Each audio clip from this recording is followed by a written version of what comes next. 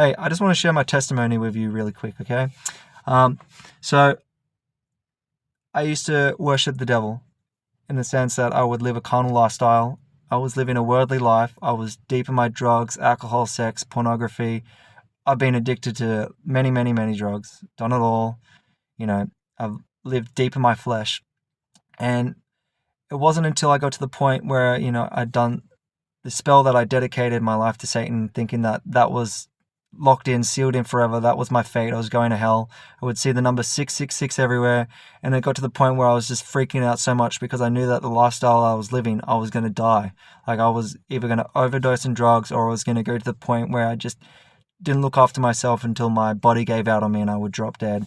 And, you know, it was in 2022 that I started to search up about God and, can I get to heaven? And is it possible for that?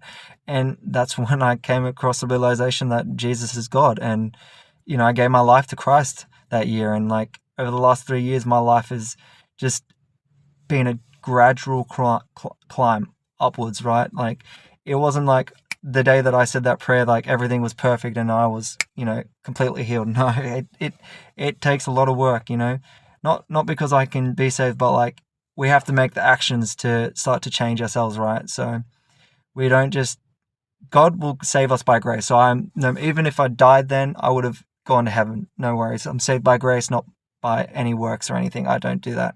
But because I had to change who I was, like I had to make those choices, right? I had to start being healthy. I had to get off drugs. Some things I got supernatural healing for, like smoking cigarettes. Like I was smoking and vaping cigarettes like all the time. Like it was a heavy addiction.